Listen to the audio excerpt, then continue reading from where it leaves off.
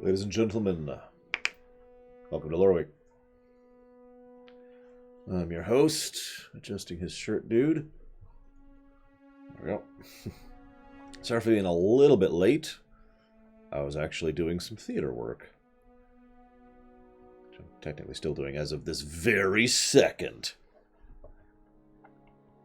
But Chapter 10 is essentially done. I have one very minor thing left to do. And then Chapter 10 will be completely done. I can move on to 11.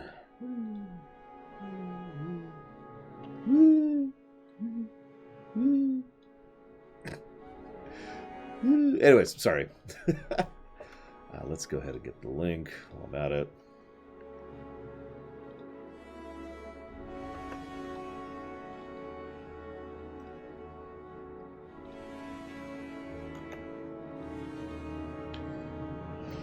It's all about the ads here, Mookul. It's all about the ads. Ladies and gentlemen, today we don't actually have that much news to talk about, which is okay. The way today is going to kind of work is we're going to have usual lore week. Then so for those of you who are not aware, we are now doing what is probably the codified version of the Streaminations. The way this is going to work is we're going to do lore week. Immediately after lore week, we're going to chop off for roughly half an hour to the second. Then after chopping off for half an hour, we'll do our first Streamination. And then we'll chop off, and then we'll do our second Streamination. And we're going to be doing those two things back to back. Let me make sure I'm getting my timer ready here. There we go. So, hope you guys are excited about that. Somebody's excited about that. Today's episodes, since some people are probably wondering where we're at, are going to be Season 1, Episode 7, which is Dragon Shy, and Season 1, Episode 8, which is Look Before You Sleep. And I will give a little bit of a synopsis before those, since that's the kind of thing that's been requested of me lately. A little bit late to do that for the Star Trek stuff, but, you know, whatever. As a fresh reminder, there are also several donations that still need to be redistributed that I have been unable to get a hold of people for. So I just want to shout out all of those names again, really quick, on the off chance any of them actually notice or watch the Lore Week here. Those people would be, including but not limited to, APM Nathans, Vila, Lurker, Javinci, Martin, Araniki, Wraith, Fixit, Zlartic, Nerozaz, Myron, Hourglass, Sacred King, and Racecat. I would like to, if any of those people can get a hold of me, please do so. As an addendum, we are probably not going to be streaming a game today. The reason being, I need to get groceries. And that's the reason.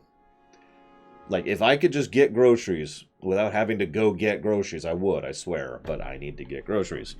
So, I also need to do laundry. But I usually do those two things back to back, or alongside each other, actually. So anyways, point being, we're going to do Lore Week, Streamination 1, Streamination 2, groceries, food.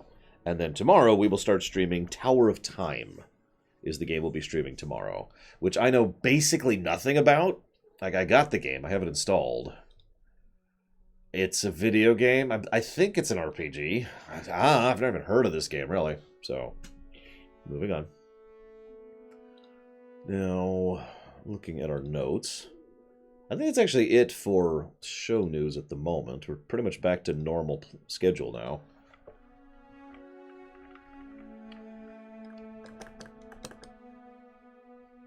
So, let's go ahead and move on to... That's true, if I got grocery delivery, I would never have to leave the house again! Wait. I could stream more. I could work more. Anyways, so... a couple little tidbits. First of all, of course, as we're doing nowadays, I have a link for all of these. These are really weird links. There we go. Last of Us 2 got delayed, so that's awesome. I am actually legitimately happy about that. I know that sounds horrible, but the more games are coming out later, the better it is for my schedule. I've already got a fairly large backlog I'm trying to work through, so by all means, push it back, push it back. So that will be coming out in May, as the current projected release date is next May. I have a weird feeling that part of the reason they're pushing back, and this is just pure speculation, is because of the fact that they're trying to bake in PS5 functionality, PS5, of course, being released next winter. So obviously that doesn't line up perfectly, but that's close enough that they probably have at least some of the dev kit for PS5 now. So we'll see. Speaking of which, and I was trying to find this, I heard a rumor. I'm not going to give you a link because I couldn't friggin' find it. That apparently the PS5 is going to have massive backwards compatibility. That would be awesome, because the PS4 doesn't, and the PS3 doesn't. And that sucks. So, if the PS5 actually had backwards compatibility, that would be pretty cool. So, we'll see. That's still in the realm of rumor, though, so who knows. Let's see, what else? Right. How many of you guys like Homeworld? Oh, I should have mentioned that during the show news. I'll put it into random, because it's not really for me, per se. So, there is a... How many of you have ever heard of Modifius Entertainment?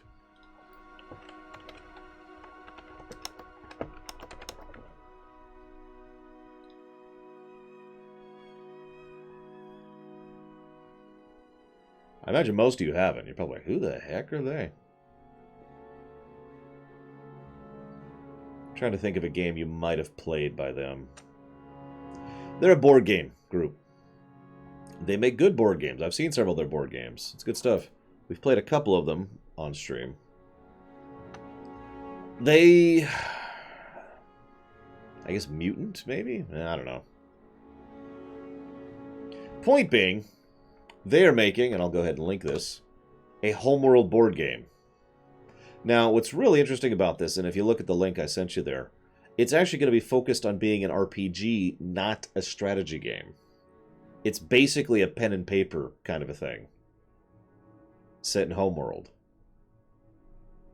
I'm not sure what I think of that, to be completely honest.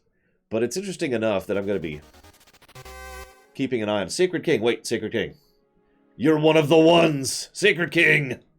I've been trying to get a hold of you for like 3 weeks now. First of all, thank you for the sub. Much appreciate. Second of all, you have a sub to redistribute, including the one you just gave, so where would you like to put that? Anyways, this looked kind of neat. The odds that I'll ever have time to actually play it are non-existent. But I am in favor of it, and I suppose this is a nice segue. No, real board games, Blue Wolf Alex.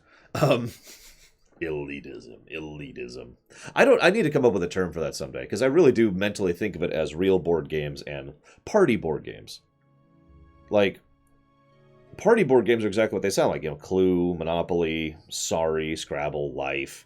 You know, there's no depth. They're basically one-dimensional games that are designed to be played, you know, just at a party with friends and not actually there to play the game. Like, the game isn't the focus, you know what I mean? But then you have something like nerd board games might be better, because then you have something like Ticket to Ride. Well, that's kind of fairly basic. Arkham Horror, you know, or Betrayal at the House on the Hill, you know, that kind of a thing. Those would be what I usually call real board games, but, you know, something else. Chess has depth, but chess is kind of its own thing, really. I wouldn't call chess any kind of board game. Chess really is over there. So. Well, no, it's not actually supposed to be casuals and pros. That's not the point. It's just the approach and style of both the party games and the whatever we're going to call them games is very different. Like, these are two very different styles and types of games. It's like saying... Like, I have a problem calling...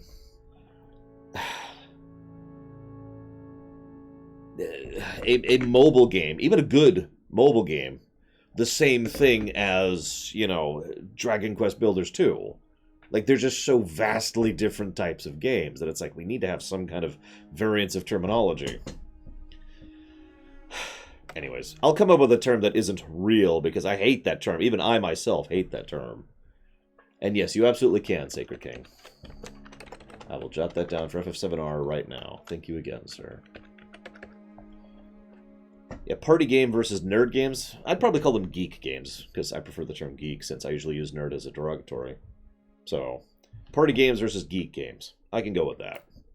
There's also dice games, but that's kind of a whole other category. Let's not get into that. Like zombie dice. You know. Anyways. So, segueing, did you know that Modiphius also has a Star Trek thing? It's called the Star Trek Adventures Living Campaign.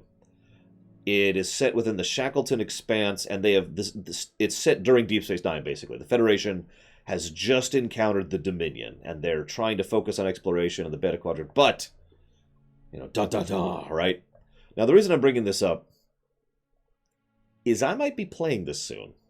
Like, I'm kind of leaning in favor of doing this. The only downside is this will mean even more work time for me.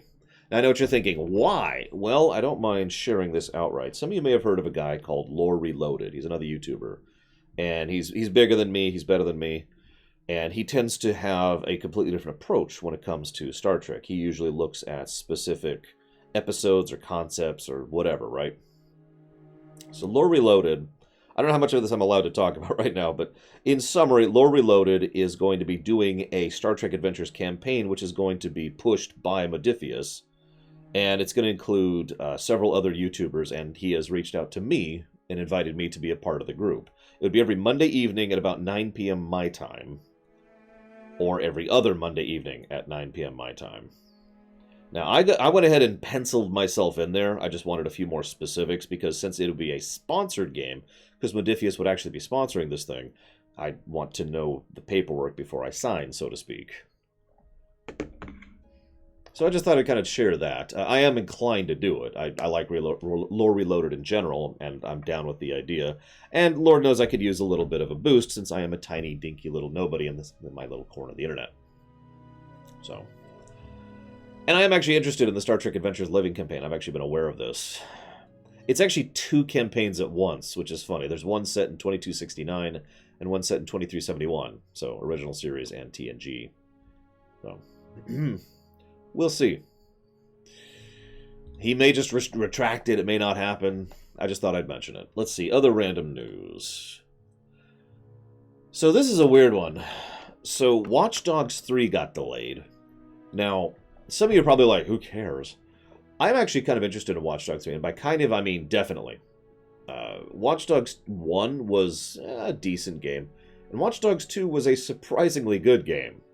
So Watch Dogs 3, I'd like a lot of what I've seen on display for Watch Dogs 3. Now here's the catch. Watch Dogs 3 was delayed as a direct consequence of the lackluster response to Division 2 and the significantly negative response to Ghost Recon Breakpoint, or whatever the hell it's called. I'm going to go ahead and give you the link there, as I tend to do. That is actually the official press release, basically, by, what's-his-face? I can't think of his name right now, please forgive me. Now, I want to mention something here, because this is actually kind of funny. I just want to read part of his thing. So this is by, I don't know how to pronounce his name. It's the French guy. Guillemot, I think. He's a cool guy. I actually like him. It's just, I don't know how to pronounce his name. Apparently all Ubisoft games got delayed. I hadn't even heard about that. So, so first he says, blah, blah, blah, blah, blah. No, seriously, it's just nonsense. But then he says, we have not capitalized on the potential of our latest 2 AAA releases. For Ghost Recon Breakpoint, hey, I got the name right. While the game's quality appeared on track, based on E3, Gamescom previews, and initial playtests, critical reception and sales during the first weeks were very disappointing. As we've done with past titles, we will continue to support the game and listen to the community in order to deliver necessary improvements. At this stage, we have identified 3 big reasons behind this underperformance. Point 1. It is harder to generate interest for a sequel to a live multiplayer game when prior iterations benefited from years of optimization. Consequently, we need to make sure there's more time between each iteration of live games. Point 2. Our strategy of introducing gameplay innovations in our games has been a very positive impact on our brands. However, to win over players, these innovations need to be perfectly implemented in order to offer an optimal experience. This has not been sufficiently the case with Ghost Recon Breakpoint. While the change of formula has been very well received by some players, with an average daily playtime per player of over 3 hours, it's also been strongly rejected by a significant portion of the community. Leading to point 3. Ghost Recon Breakpoint did not come in with enough differentiation factors which prevented the game's intrinsic qualities from standing out. We're tackling these issues and blah, blah, blah, blah, blah. Apparently they're pushing back Gods and Monsters, Rainbow Six Quarantine, and Watch Dogs 3. Those are the games that are all being pushed back as they work on this. They also took a little bit of a hit with the stock as a consequence of this. Shrug. That doesn't mean anything. We'll find out in 3 months if that means anything. I just thought I'd comment on that because that is actually somewhat amusing to me. Because I'm not reading the whole thing. I gave you the link if you want to read it. But they mentioned that both Ghost Recon Breakpoint and Division 2 were financially not what they wanted to make. They didn't make as much money as they wanted to. That actually kind of amuses me because I liked Division 2. Oh, it wasn't great, and I'll never play it again. But it was actually surprisingly fun, and I enjoyed, going through and 90%ing the game and doing all the story stuff. It was in several ways better than Division 1, and in a few ways it was substantially worse than Division 1. So, make of that what you will. I didn't play Ghost Recon Breakpoint. I haven't even bought the game yet, so. But apparently Ghost Recon Breakpoint is not doing well financially. It's just going... Next point. Oh, is that it? That might be my only news tidbits for the week. Hang on, let me double check some.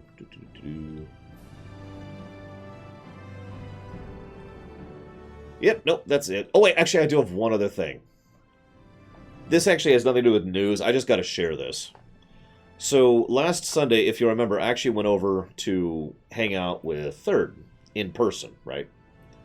And while I was doing so, we played a board game in person called Pandemic Fall of Rome, which is a expansion variant on Pandemic.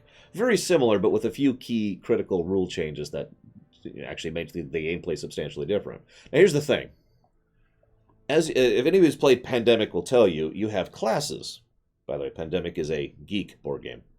You have classes, right? And each of those classes has different abilities and blah, blah, blah. Now, in this one, you actually have combat when you actually fight the barbarian hordes invading Rome. And you roll dice for that, depending on how many legions you have at your control. We actually won twice, Justin, believe it or not. But check this out.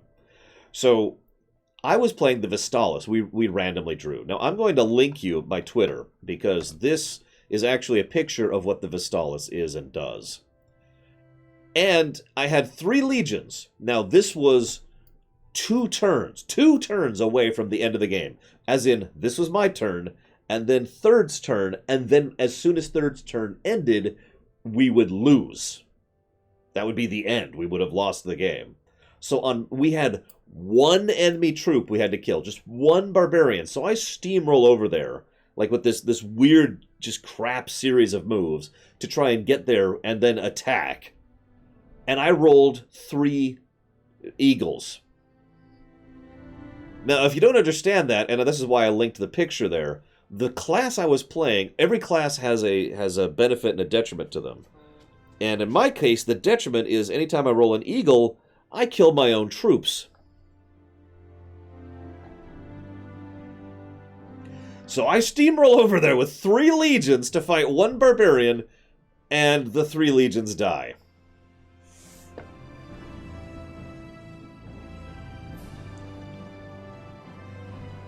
Yeah, the Vestalis is not the military leader. Anyways. Now, we did still win, because he managed to kill the thing on his turn. But just, oh my god. It's a fun game, by the way. I do actually recommend Pandemic Fall of Rome, if you ever have a chance for it. It is basically Pandemic. It's just a little more complex version of Pandemic. But I'm down for that. Alright, guys. It's time to talk about my favorite thing ever.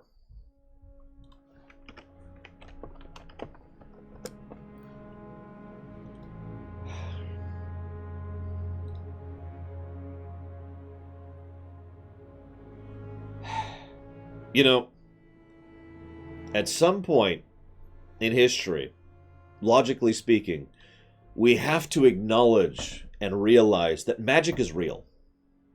That there actually is magical, fantastical things in real life, and curses are real. Because I can't think of any other explanation here.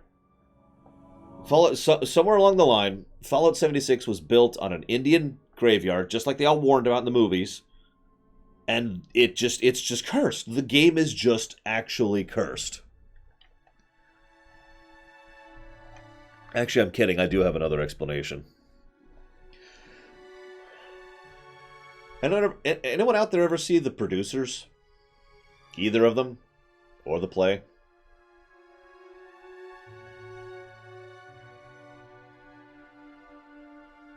Yeah, so on the off chance you are not familiar with The Producers, it's a good movie. I recommend it, by the way. The old one, not the new one. I haven't seen the new one. The basic premise is that The Producers is about two movie producers who need to make a flop, or theater producers, excuse me, who need to make a flop. They need to make just an absolute failure of a thing in order to do it. So they come up with this thing called Springtime for Hitler. And they're like, this is going to be awful. Like, this is just going to be a disgusting, terrible thing. And it was successful and blah, blah, blah. Yeah. So the premise is, in order for them to win, they need to fail, okay? That's the core premise. That's the producer's concept. Also, Mel Brooks is amazing. Yeah, it is a very good... I really do honestly recommend you take the time to watch at least the original. Again, I haven't seen the new one. Springtime for Hitler and Germany. Winter for Poland and France. Anyway, sorry. So this really does kind of sound like a producer's thing with Fallout 76. It's getting silly. If you remember, this isn't even one of the core Bethesda studios working on Fallout 76. It's one of their branches. Because the core studios are working on Starfield. I'm just... Alright, so on the off chance you have not heard about what's happening, let me first link the official announcement. Bwong. There we go. So, there is a yearly subscription fee, or you can do monthly if you prefer. It's about $13 a month, or about $100 a year, in order to access Fallout First, which gives you premier benefits. I'm just looking straight off the list here. Gives you access to private worlds. Play in a private world exclusively for you and up to 7 friends. Gives you the Scrap Box, unlimited storage for crafting components in your own Scrap Box container. Survival Tent, a new placement tent for fast travel point with stash, sleeping bag, and more basic needs. Atoms, you get monthly currency every month. The Ranger Armor Outfit from the Rangers, which come out about a century after this. Actually, I think it's 160 years after this, something like that. And the Icons and Emotes pack. Unique icons and emotes available only to members. All this and yours for the low, low price of another subscription fee every month.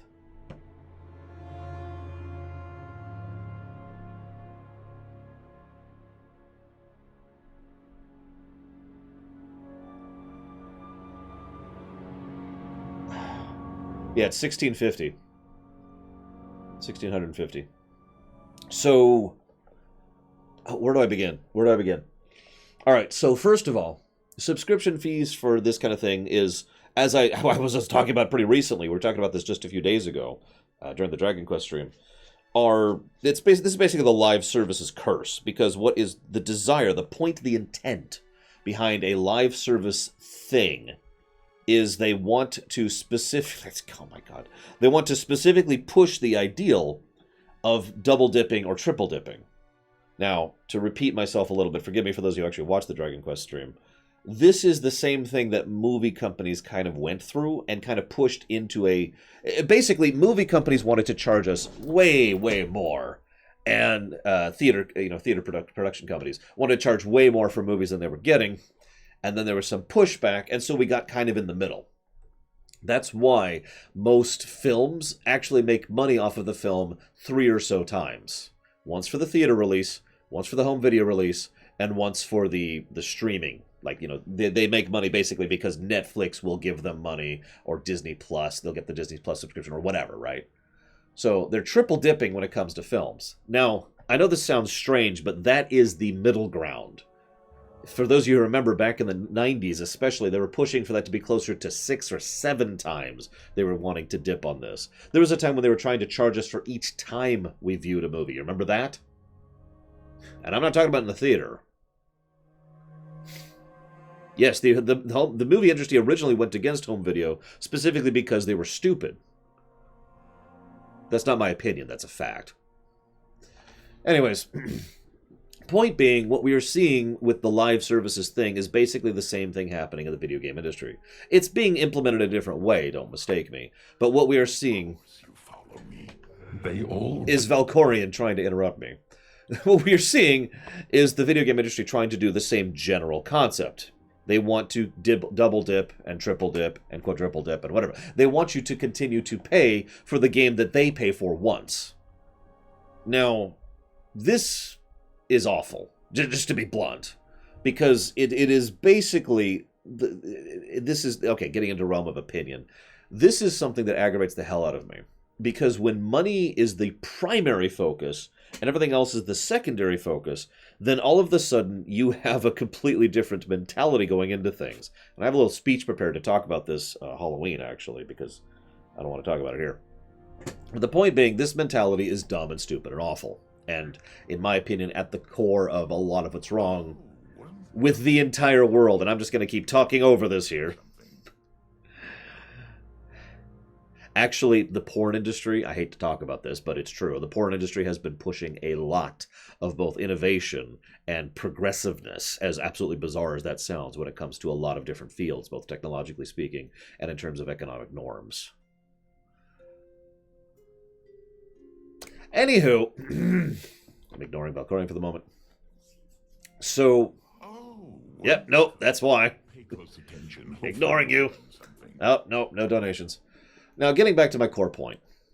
This is the idea of trying to pull money out of you more than once for something they put money into much less so. So, to put simply, large upfront investment, little bitty maintenance investment for continuous gain.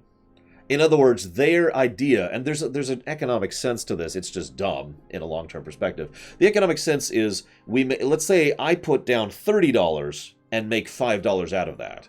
But then if I put $1 down, I make $5 out of that. And then I put $1 down and I make $5 out of that, and so forth and so on.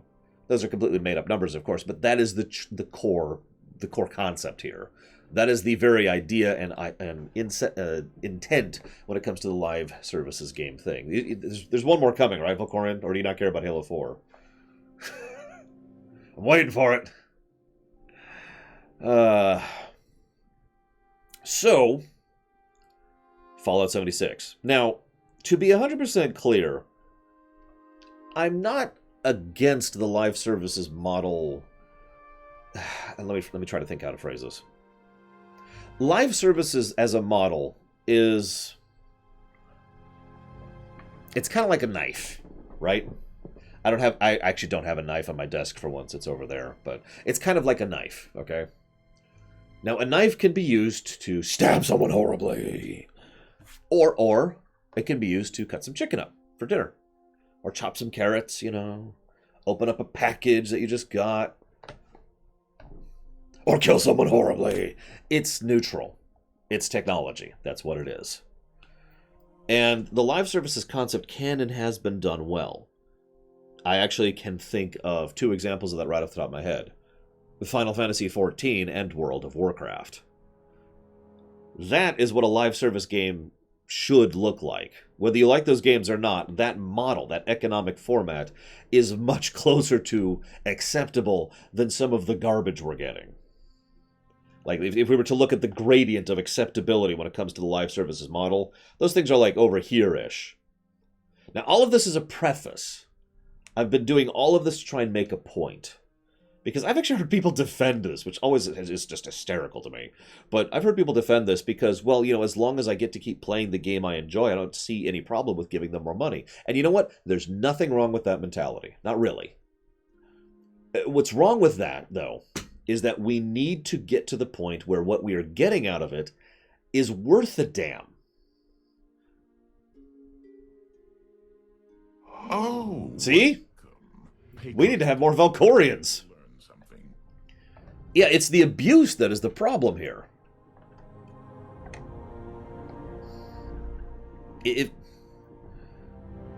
Who defines worth? Well, you tell me, Raskor. I want to know, how worthwhile is it to you to get access to private worlds, unlimited scrapboxing, a teleport tent, a pittance, an absolute pittance of atoms every month, a junk outfit, and some emotes for $12 a month? How much is that worth it to you?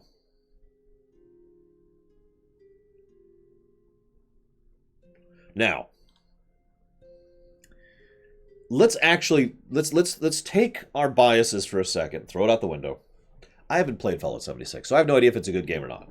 I'm going to go forward assuming it's the best game ever made. Hear me out. Hear me out. Okay, so there's this game I love. All right, so access to private worlds. Okay. It does on the face of it sound like something that would be good. So okay, I'm with that. Unlimited storage. Well, hang on. They said the private worlds thing would be coming up, but they never said they'd charge for it. So the fact that they're charging for something they said they'd do isn't good. So I'm sorry, let's start with that. Scrapboxing. So now we have bank management. That's not a feature. That's not something that's worth money. That's a negative. Or more accurately, to put it in my own terminology, that buying that would then remove a negative, not add a positive. So, no. Survival tent allows you to fast travel point with stash, sleeping bag, and more for your basic needs. Once again, the absence of this kind of a system built into the game would be kind of a negative for me. Also, while we're on the subject, I have to also point out the fact that this is the kind of thing that seems kind of contrary to the overall theme and style of Fallout 76, but let's move on. Receive 1650 atoms per month. Okay, that's actually insulting. As Hazardous already pointed out, and I was going to get to this point, that is nothing. Things cost way more than that. Per. Like, more than that per item. You would have to spend months to be able to afford one item with that. To use a parallel, I actually have a lifetime subscription over on Star Trek Online, and I get... Pay close attention. Hopefully I'm ignoring these. I'm just going to keep ignoring these. You get a lifetime subscription over on STO, and you get about 1,000 Zen a month. Now, 1,000 Zen, and what I'm trying to say is that that's a decent chunk of in-game currency. I have so much in-game currency banked at this point. Oh, excuse me, it's 500 Zen. I have so much in-game currency banked at this point that I could buy every ship I wanted in the game twice. Ranger armor outfit. Okay, you want to sell cosmetic. I've talked about that. And icons and emotes. Don't even begin to care. So, even if we're... And this is why I'm trying to do this way. Even if we assume Fallout 76 is a very good game, what we get out of this is something that was promised at launch. Actually, something that was promised before launch, if we're being blunt. Something that is an interface feature. Something that's an interface feature. Something that's worthless. Something that's cosmetic. And something that's worthless.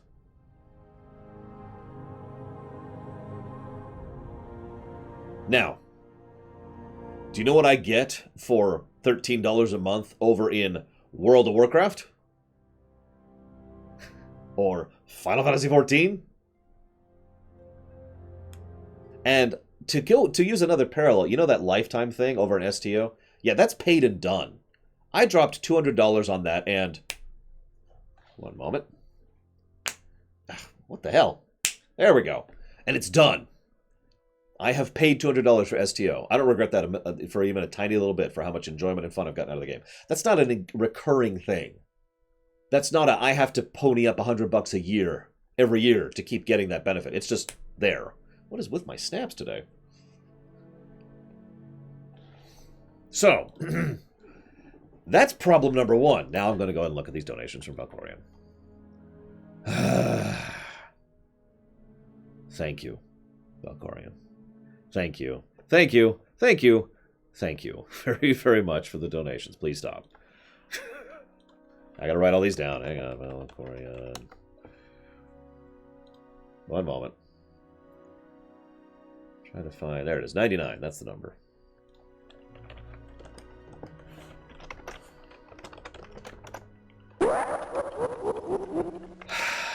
Nope.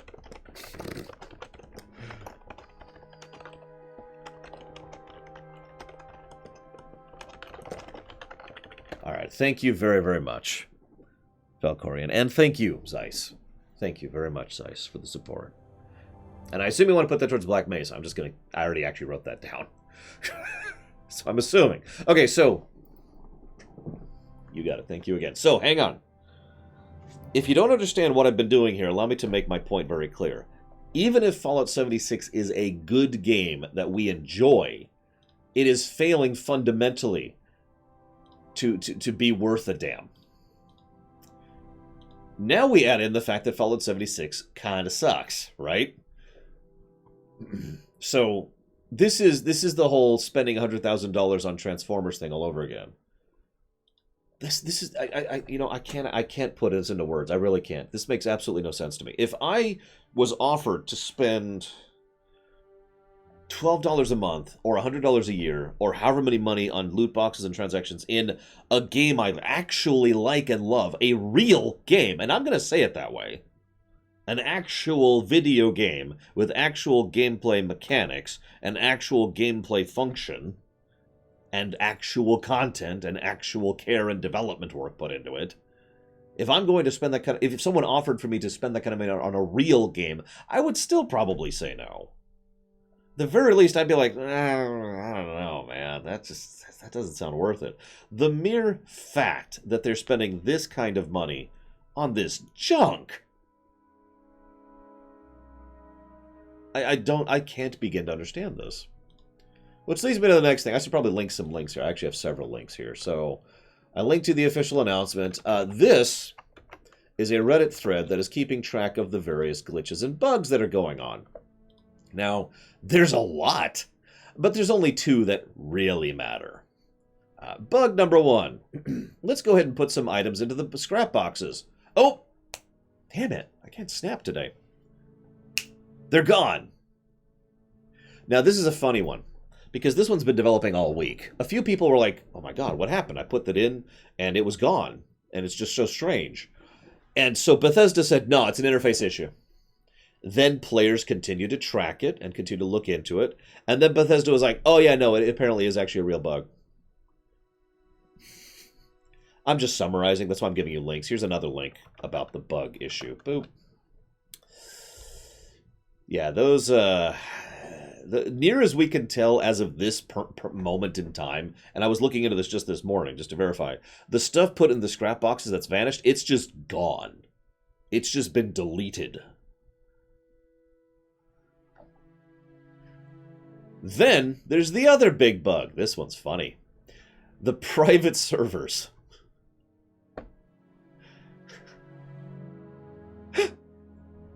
So... there's actually two bugs related to the private servers. So bug number one is that the new servers being created for the private worlds aren't. They're just recreations of existing servers. Now, Bethesda insisted that this is just a totally unrelated bug. However, there is a lot of evidence that they are talking out their ass on this one, just to be blunt about that. So, yeah, no, they are basically rehashing existing servers for the private servers. The second problem is that the private servers aren't private. They're not actually private servers. Okay, quick question. You're playing a video game. You're playing Skyrim, and all of a sudden Skyrim has an online multiplayer mode. And you can have a private server for that. Now, I want you to tell me, and I want you to be legitimate, what you think that means. Like, what does that mean to you?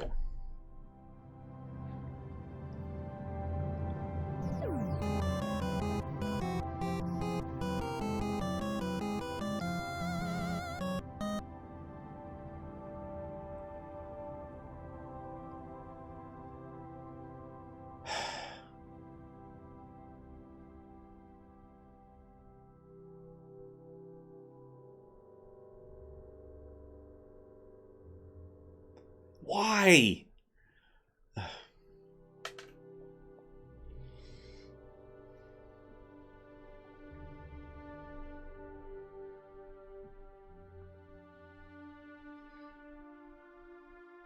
Just reading a few responses here while I recollect myself here. Why? Okay. Damn it, Valkorian. Thank you.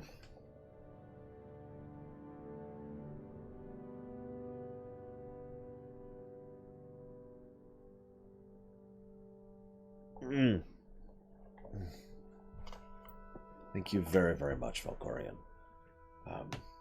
You suck. I'm surprised you want to put all of that towards that, but yeah, it is your purview. And so it shall be done. God, that might actually push that one up on the list. That's going to be interesting to do. Either way, thank you again very, very much, Valkorian. And I have jotted that down for KOTOR, is what he put it towards. I'm just weirded out by that.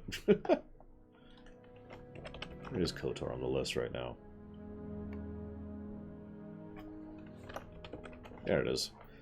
Yeah, that's going to push that up quite a bit. That might delay the Pokemon stream. Private servers. Now here's the thing. There's actually a couple ways to interpret private servers. There are, if we're being honest with ourselves. However, the two major ways both are not what they're doing. So major way number one, Diablo 2. I host a game, you join me. Private server. Way 2. There is a specific server that once you enter is allocated specifically for you. And only people you invite into that server can join it. This is actually kind of a hard one to explain, but basically this is a form of instancing. Guild Wars 1 is actually probably the easiest way to explain this one. The moment you walk out into any non-town zone, the server takes an instance of that zone and makes it for you. Yeah, it's sharding, exactly. This is back to the Ultima Online thing. That shard is now for you and whoever you have dragged into it. So, private server. Now, Baron asked how easy it is to make a private server. The former is admittedly kind of hard to do because it requires specific netcode. The latter is a joke. It requires almost no effort. So, the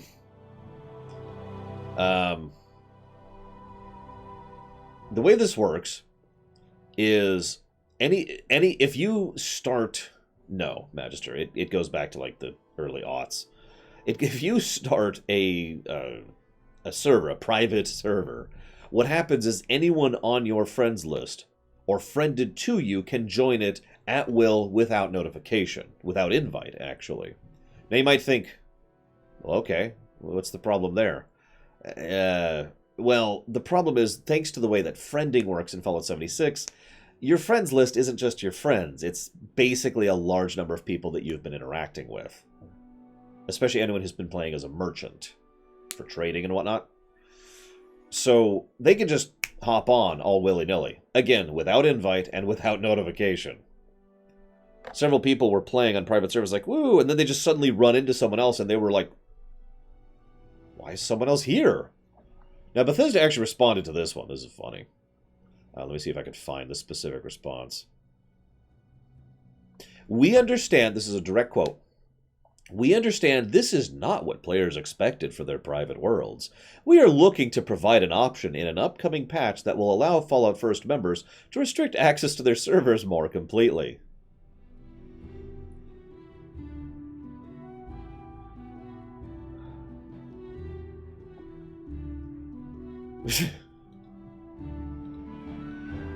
What do I even add to that?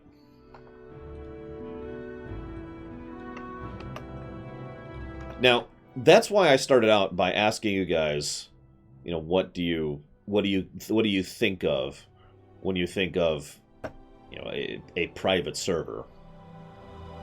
Oh yeah, by the way, if you block someone on your friends list, it doesn't count. They're still technically on your friends list. They can still join the server.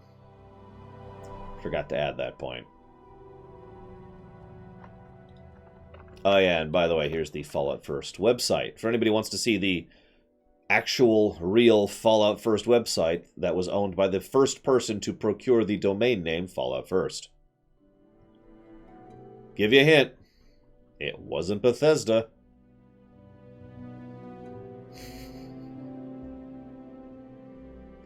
You see why I'm starting to wonder if this is a producer scenario? Because... what the hell? No, Liberated.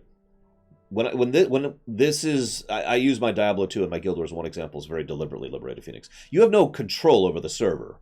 The only thing that a private server is supposed to do is that it's supposed to allow you to not have other players on it, or only have players you want on it. You have no control over the server whatsoever.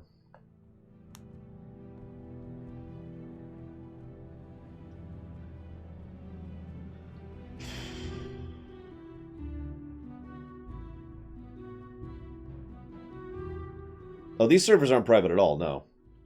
Hang on, let me look up the definition of private really quick. Hang on. Just give me a minute. Merriam-Webster private. Let's see here. Let's see. Hang on. Intended for or restricted to the use of a particular person, group, or class. Belonging to or concerning an individual person or interest. Let's see. And then other definitions which don't apply here. Unsuitable for public use or display. Yeah, that sounds about right for Fallout 76.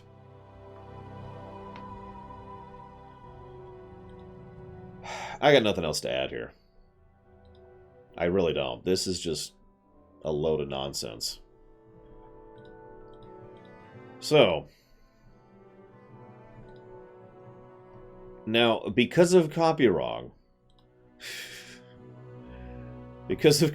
I can't actually do what I normally do here.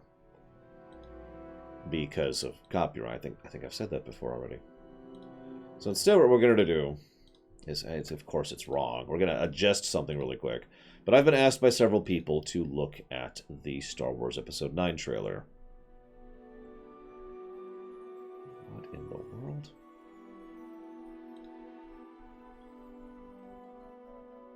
So for anybody who doesn't care about Star Wars Episode 9... Of course you follow me.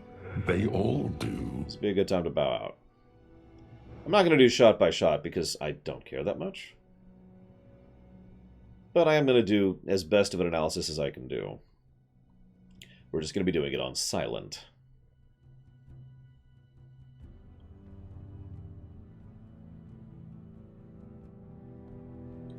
One moment. This is just all wrong. There we go. Alright, who donated? Who did it?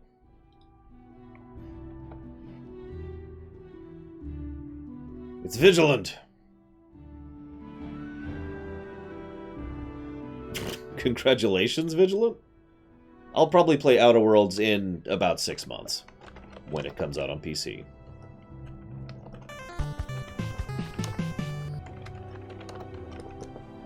Because that's pretty much what I'm waiting for at this point.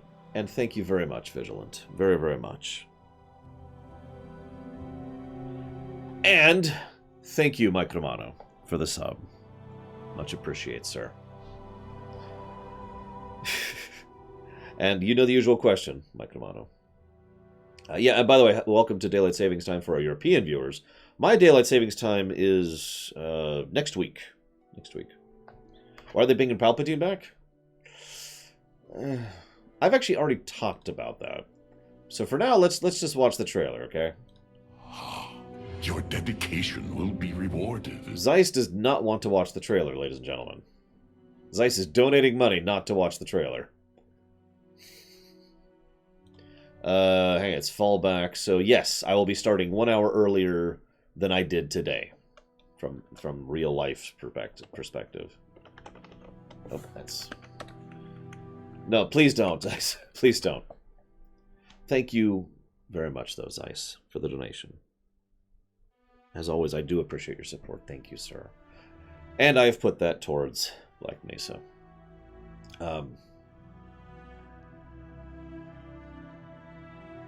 That wouldn't be as bad as it could be, Shadow Machine, and that's saying something. After all, remember when Walgreens took over the world? Does anyone know what fictional setting I'm referring to? Of course you follow me. They all do. Oops, I keep typing Iron Fury every time I do that. Oh yeah, by the way, when is Black Mesa out? Like, I know that sounds like a strange thing, but last I checked, which was just a couple weeks ago, actually, it's still not done.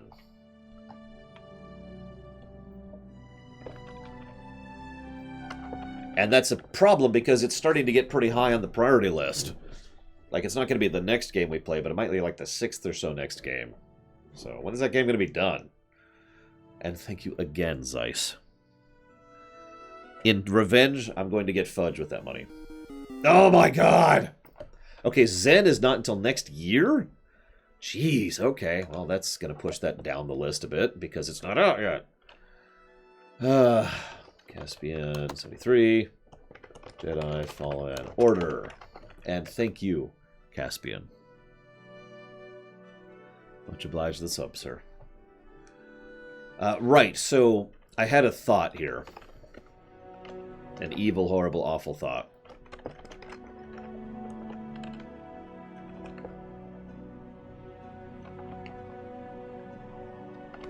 If I can find it.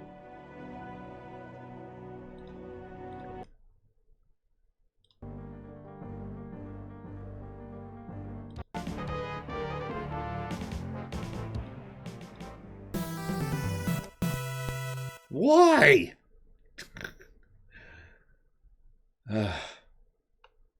Thank you, Codex.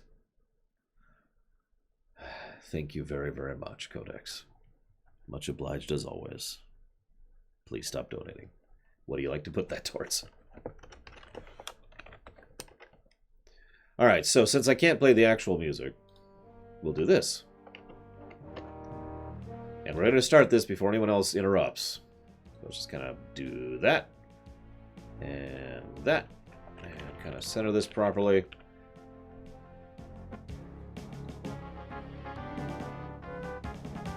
So, episode 9. Now, you'll notice that every single episode 7, 8, 9 trailer has started the exact same way. Static shot. Oh my gosh, something gets in the way.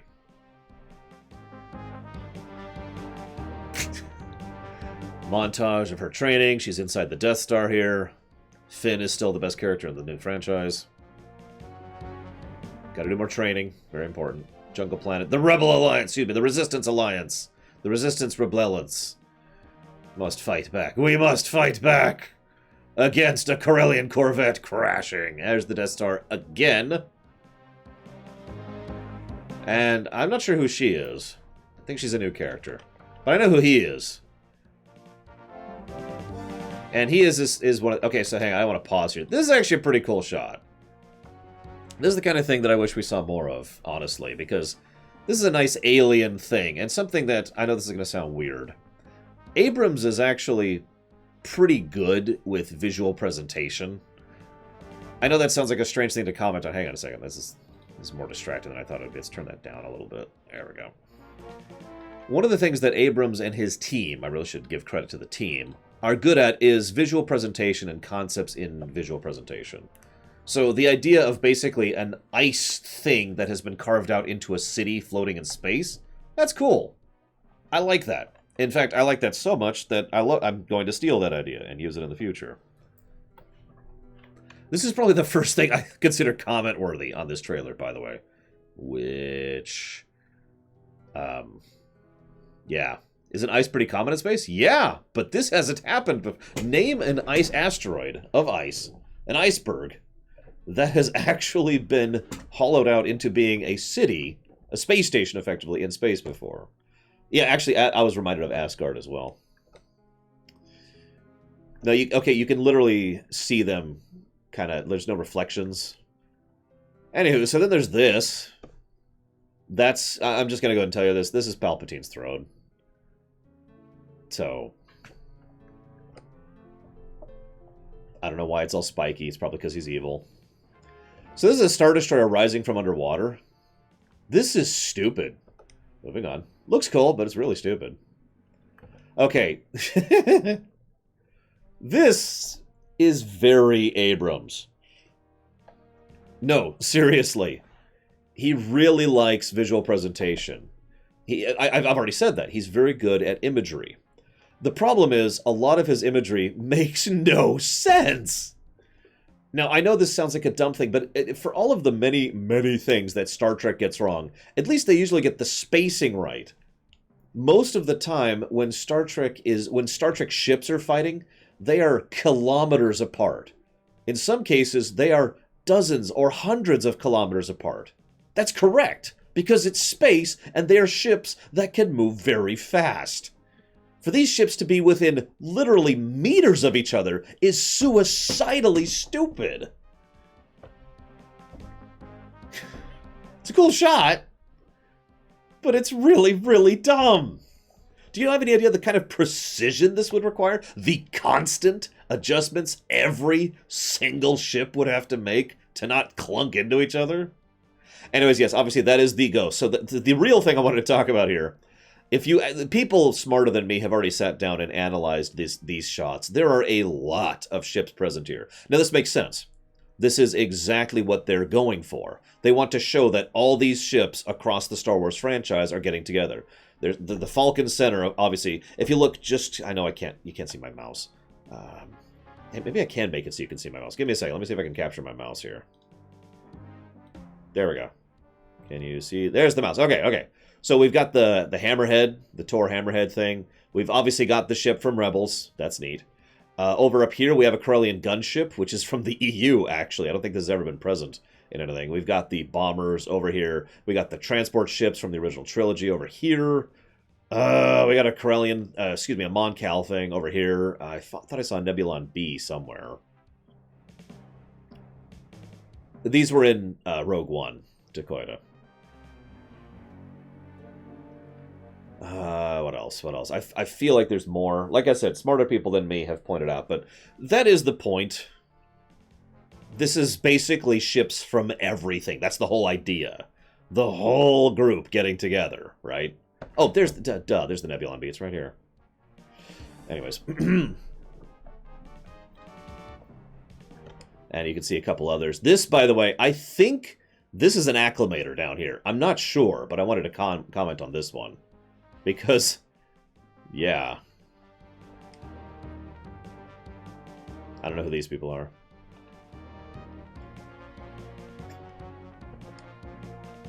So, broken ship, Death Star. The only good line in the entire trailer.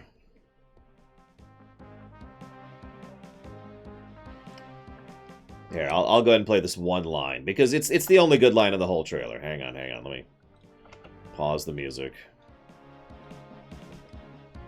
Pause the music. There we go. Pull it back up. What are you doing there, 3PO? Taking one last look, sir. At my friends. That is a good line. I'll give them that. Nothing else, but I will give them that. Mute. There we go. So is this Christmas? Fighting through generic corridors. Shooting first early. There's the footage that was supposed to be in episode 7 that never came out. Desert area, we've already kind of seen bits of this. Londo Calrissian. Hang on. There he is. Londo. In the Falcon, as he should be. So this is part of a shot. We've actually already seen this shot where there's just dozens and dozens of Star Destroyers. There's actually a lot of reasons this is dumb. But the biggest reason this is dumb... Hang on, I gotta get the exact slide. There it is. Biggest reason this is dumb is this right here. You see this? Super weapons. Super weapons. Okay, moving on. This one has one too. You can kind of see it down here. Okay, so this is the third time I've said this trailer. Abrams is really big on visual imagery, whether it makes sense or not. He'd do better in fantasy, I think, than in sci-fi. This is a cavalry charge on the deck of a Star Destroyer.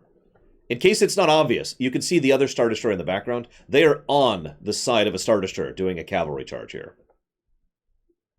See? Just that's what they're doing. They're doing a cavalry charge. There it is. I was waiting for another shot. And you can see the dozens of Star Destroyers, which is stupid. You can see the cannon right there. It's obvious again. And yeah, they're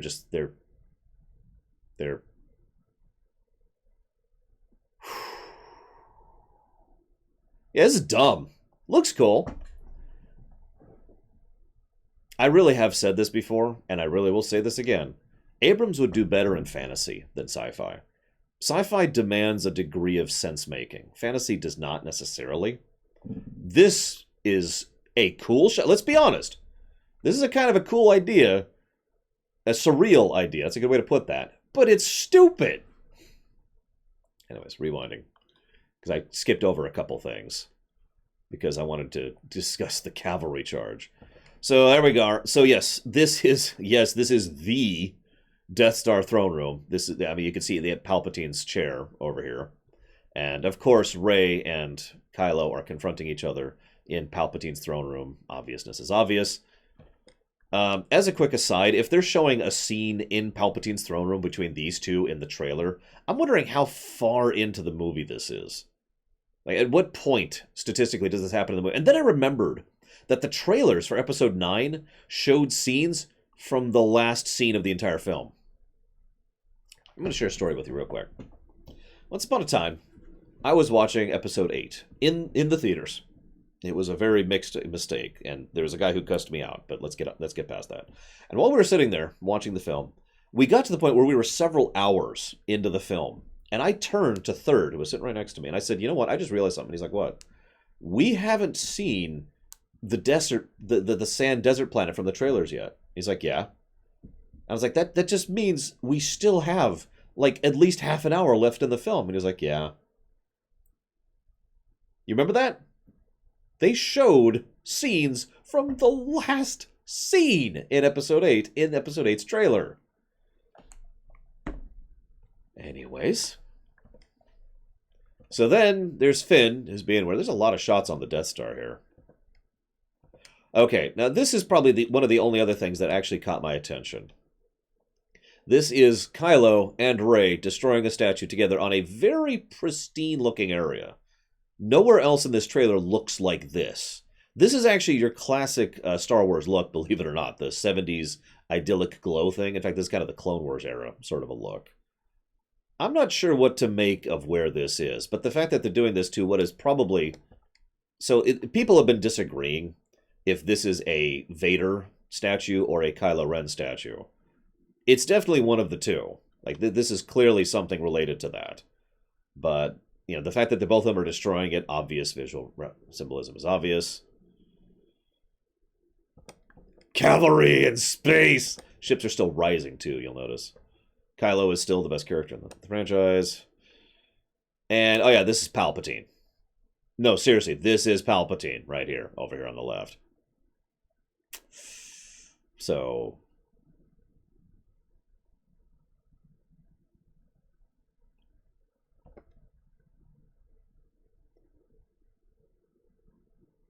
And then Luke says the Force will be with you, and then Leia says, always. That was a nice touch, I'll give you that. Star Wars, The Rise of Skywalker. Dun dun dun dun. Dun, dun, dun. Tickets available now. My friends took so long to get back to me that we actually kind of have bad seats. But we have tickets. Yay. We'll be discussing it that Sunday, by the way. I need to add that to the website. Palpatine's back. So.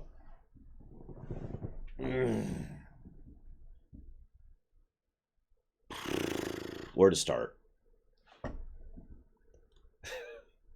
Point number one.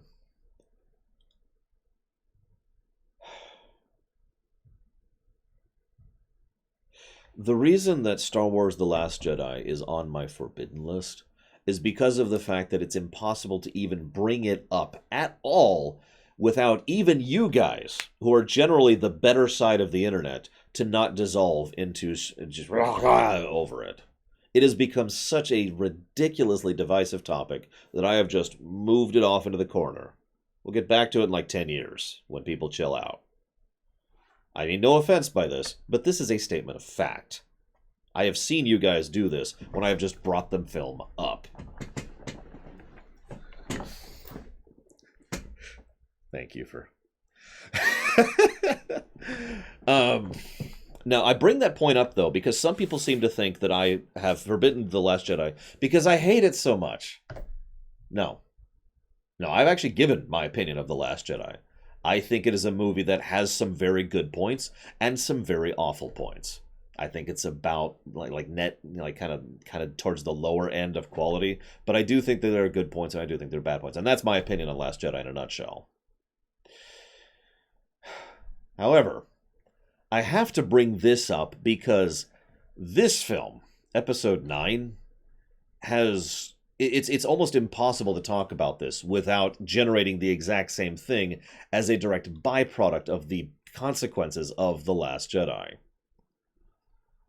Now, that being stated, I am going to see it. I already have tickets. I have already purchased tickets. We're going to see it, and I'm going to do a stream on it on the 22nd of December, I believe that's going to be, during Loreweek. But this trailer is not good. Now, I have talked negatively about trailers for years, and I will go ahead and admit that I have reached a point in my life where I'm starting to think that trailers just kind of suck. Just in general. Just trailers need to just go away, because it's becoming such a rarity to see a trailer that doesn't suck, in my opinion, to some extent or another. There are basically 5 types of trailers, okay? There's the typical action trailer. You know the one. There's the typical rom-com trailer. There's the typical kids movie trailer.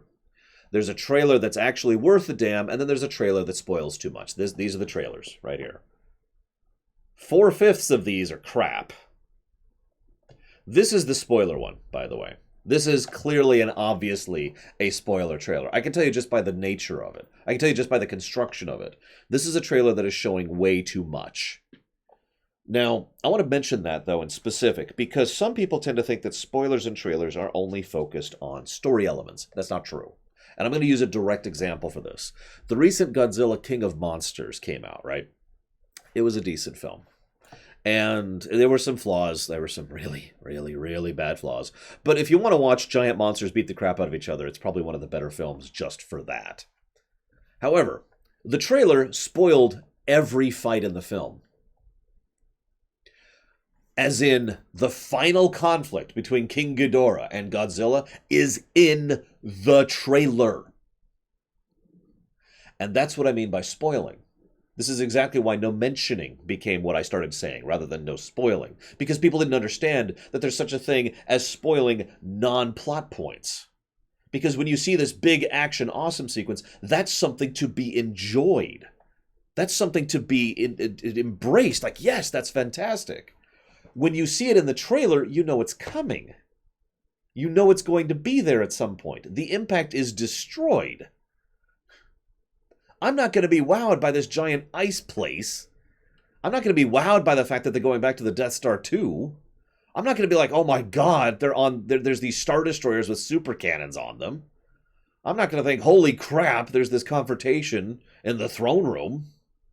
I'm not going to be like, holy crap, they're doing the cavalry charge on the deck of a Star Destroyer, because I know all of those things now.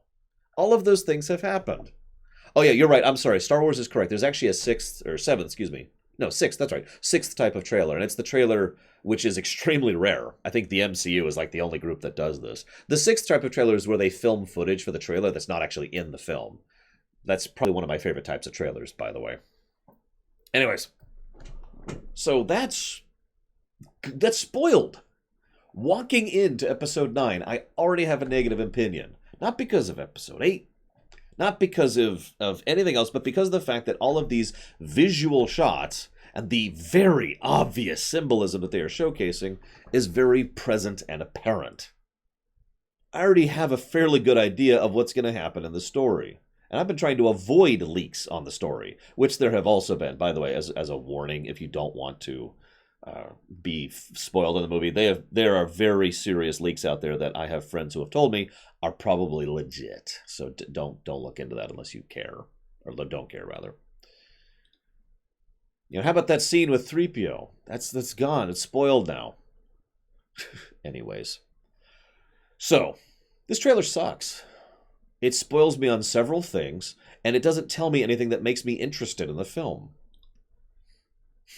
This doesn't add anything to me. This doesn't make me excited for it.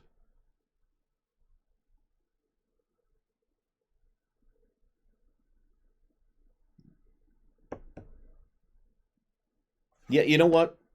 That's a good comparison. The Mandalorian trailer is a better concept in trailer wise than what this is. It's my job, act.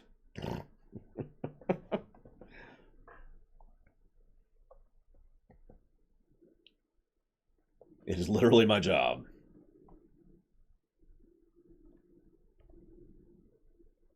Hi, Braylon. Now, what Roaring Metalman says is technically true. That is technically true. I am going to go ahead and say right now, October 27th, 2019, that I am 99% certain that that everything I said is true, that these are spoiler trailers. 99% certain about that. When I walk into that theater and I see these events happening 50 minutes or an hour and a half or 2 hours into the film, I'm not going to be surprised. And again, they've already done that. They did that with episode 8. Remember, by the way, I do have to say this. Remember that it is actually not the filmmakers who make trailers. The filmmakers are not the people who actually design these trailers. So, in the interest of fairness, it's not their fault. I've actually talked about this several times. The studio is usually the ones who actually specifically make the trailers. And the studio actually farms it out to trailer-making companies. And the trailer-making companies suck. That's where a lot of my ire is directed here, to be clear. The trailer maker companies can just need to stop being an industry because they're terrible. But, again, I will be completely honest. This is... I have seen nothing that actually makes me interested in watching this film. And that actually makes me kind of sad. It looks like it's going to be an Abrams film. And there's a reason I kept pointing out, this is an Abrams shot. This is an Abrams shot. This is an Abrams shot. Because that's exactly what I'm expecting. And it is what it is. I meant to show off one other thing really quick here. Super quick. This is very quick, but speaking of spoilers. Spoilers! So you see that? It's pretty short, but you see that thing on the left? That's a Star Destroyer. It's one of the new Star Destroyers. There's a thing blowing up in front of it. So this is the super weapon I referenced earlier. You can even tell by the angle. The Star Destroyer fired new super weapon 5567 at whatever it is it's shooting at and blew it up. Where was it? Way over here. Yeah, these things. This stuff right here. So I just thought I'd point that out really quick. Anyways. Now I want to add one last thing here real quick, if I might.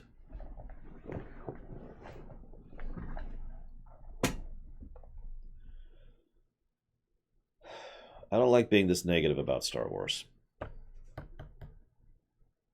Surely I'm not the only one. Right? I have to not be the only one who doesn't like feeling no excitement about a new Star Wars film.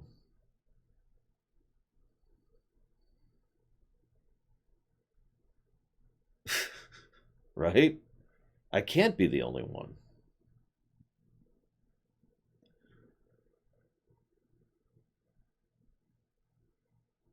I mean, don't mistake me, there's still good Star Wars happening. The AU has very slowly warmed me over. In fact, I will go on record as saying that I actually like all of the AU that I have seen so far, except for the main movies. Rogue One was awesome. Solo, yeah, I liked that. The Rebels series, hell yeah, I enjoyed Rebels. I like where the comics are going. I think the game might be interesting, Fallen Order. I'm actually pretty curious about that one. Mandalorian looks great. I'm very excited for Mandalorian. I haven't actually had a chance to read most of the books, but, the new Thrawn book is apparently quite good. The only things that have made me go, is the sequel trilogy. And this actually ties into something. that I want to add here. Because I'm not watching Rebellions. I hate the art style. I just hate the art style. I can't bring myself to watch it. Or Resistance. Yeah, excuse me. Resistance, not Rebellions. Anyways, I can't... It's my job. My sister and I have actually had discussions about this. Because I will tie myself into knots, intellectually speaking, trying to understand the why of something. Because it's just the way my brain works, right? And so I will sit here and be like, trying to understand why I feel a certain way. And my sister and I have discussed this, and she says, every now and again, Lore, because she totally calls me Lore, you have to acknowledge that something just isn't for you. And you just have to let it go. Now, I'm bringing this up because I have had this feeling that I haven't been able to explain for years at this point. And I'm going to describe this very simply. I feel like this over here is the Star Wars sequel trilogy, right? All three of them. And then this thing of carrots is the rest of the AU.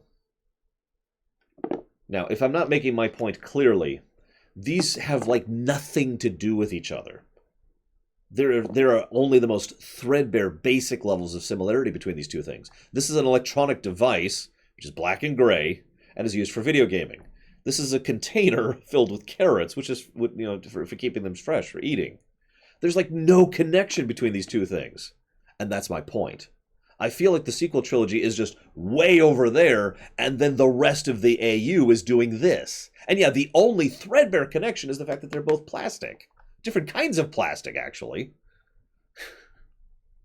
You get my point? Again, I feel like this is so strange. Because I actually have really been enjoying the AU. The connectivity and the continuity of it, the storytelling, the presentation. There have been flaws. I'm not trying to even Rebels, which is a show I very much enjoyed, was a little bit too kid cartoony many times, and it portrayed the Empire in a light I absolutely hated. But this, overall, I'm with, right? And then there's this, which, okay, using a Switch controller is a bad example because I love the Switch, but you get my point. There's such a disconnect. I'm so weirded out by how much the sequel trilogy feels like it's over in Bubble Land. Not connected to anything. And that's regardless of whether I like the sequel trilogy or dislike the trilogy. This has nothing to do with their quality. It only has to do with the fact that the sequel trilogy feels like it's in a bubble over there. And I felt that way with Episode 7. I really felt that way with Episode 8. And that feeling has only been increasing as time has gone on.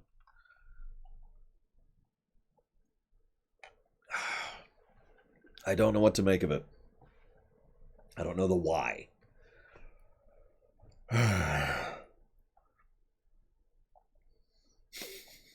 See, Caspian says, well, they don't want tie-in media, so they have creative freedom. That would make sense, except for the fact that they seem to have no problem tying in everything else. Let me use one of my favorite examples here. Saw Gerrera, okay? Saw Gerrera is in the Clone Wars and in Rebels. That's 2 TV shows.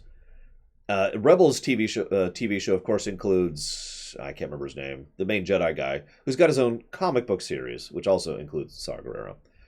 In addition to, we have the 2 TV shows and the comics, Saw Gerrera is also showing up in the upcoming video game, Fallen Order. He was also in Rogue One. That's TV shows, comics, game, movie. All connected together. And I'm not even just trying to make a threadbare point. There's actually a lot. Okay, he's in the books too. I wasn't sure about that. He's apparently in the books too. So that's all 6 at that point. Or 5, excuse me. There are some very substantial and significant efforts to connect Star Wars in the AU in a way the EU never really was. Trying to make it so the AU is actually one overarching continuous story with recurring characters and recurring elements. And I am super in favor of that. Oh, and then there's the sequel trilogy, which is over there. Which has nothing to do with anything. I shouldn't say nothing. It is still plastic.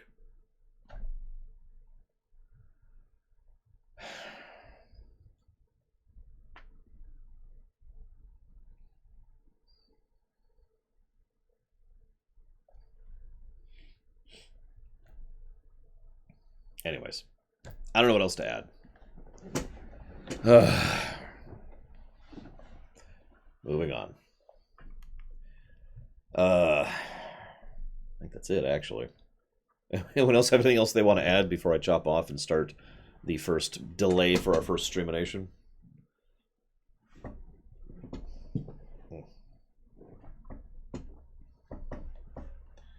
Is Fallout dead? Might be. Depends on what they do with it going forward. Boop.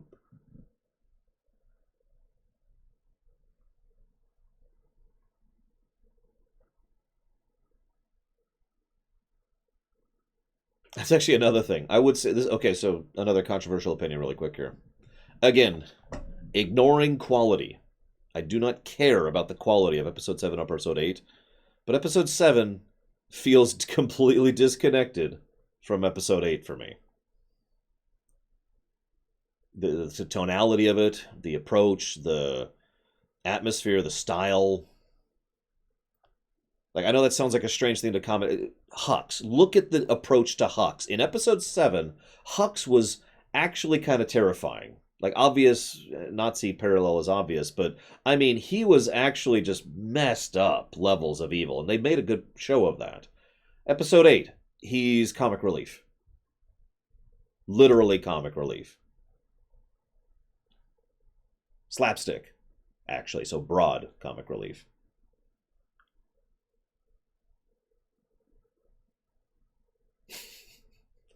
You know?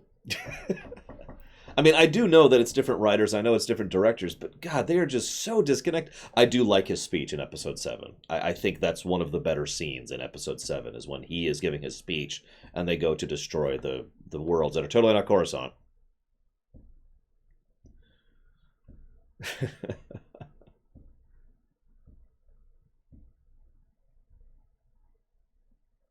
See, Mike Romano says you could say there's a disconnect between the other two movies, and I do actually agree with that. I just don't think it's as big. Like, there's not as much, in my opinion. I've recently watched the original trilogy, like a year ago at this point.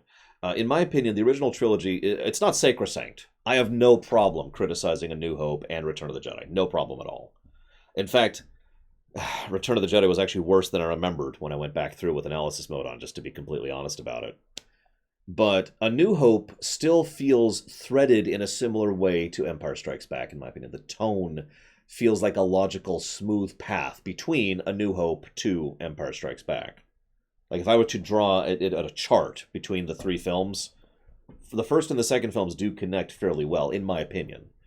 The way that Han is being used, the way that Luke is presented, the way that Leia's arc goes, the way that Chewbacca's used. Basically, the characters still feel like the same characters, like they're still being used in similar ways, and like the same overall arc is being applied. This is funny because we know with the advantage of hindsight that was completely unintended. That A New Hope was never intended to lead into Empire. Empire was basically tacked on to A New Hope. Return, not so much. Han, for example, is a good example of someone who is completely different in Return of the Jedi. Like, everything about the way Han Solo is used in Return of the Jedi. Again, I didn't really notice this until I went back through with analysis mode. But Han is... he's a joke. He's comic relief in Return of the Jedi. He's the one who gets a lot of the random, weird lines. He has very few lines and very little story relevance. Now, we know why. It's because Harrison Ford wasn't sure he was going to be coming back and blah, blah, blah. We know why. But the point is, Han Solo is probably the single biggest example of disconnect in the original trilogy, in my opinion.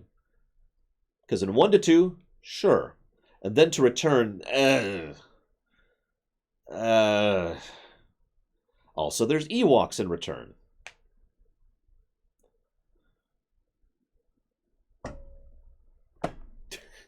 Sure. They also go for horror and slapstick in the same scene in Return. Now all these complaints being said, I will say this. Return has my favorite sequence of scenes in the entire trilogy and possibly in the entire series.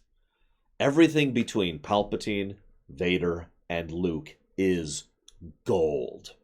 Somehow, I have no complaints about any of that. No criticisms. The way they handled the dynamic between those three characters was amazing. They managed good direction. They managed good sound design. They managed good writing. They managed good acting. I don't know what you're talking about, Baron. You're talking nonsense.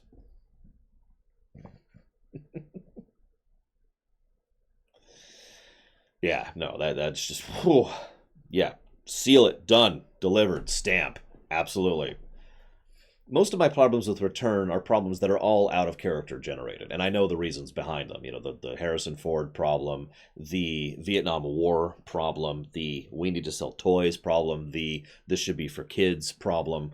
All of those are pretty much the direct reasons why the things I don't like in Return are in Return. Oh yeah, picture the soundtrack. Oh, oh, and they sound sad. It's not this big epic song. It's grief. Ah, love that. Anyways, sorry.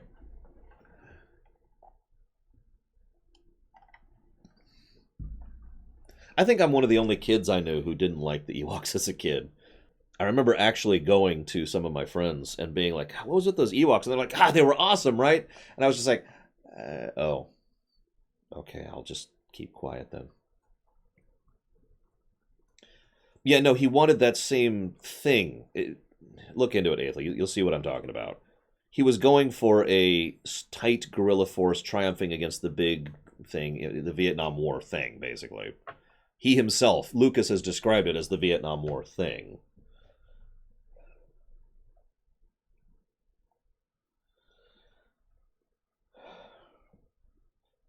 Me too, Wilson. Even as a kid. I remember... Okay, real talk for a second. One of the earliest memories I have from the first time I saw Return of the Jedi was, if you remember, there's a bit where Chewbacca and two of the Ewoks take control of one of the AT-STs. Okay? You remember that? And if you don't remember, they do, at a certain point in the ground battle for Endor. And I distinctly remember this, as a kid, being like, oh, now they have a fighting chance! Because even as a kid, I was like, no, there's no way the Ewoks can win this. But they take the AT-ST, so now maybe they'll actually have a chance at fighting back, because they're actually using the weapons of the enemy against them. Now they've got a chance!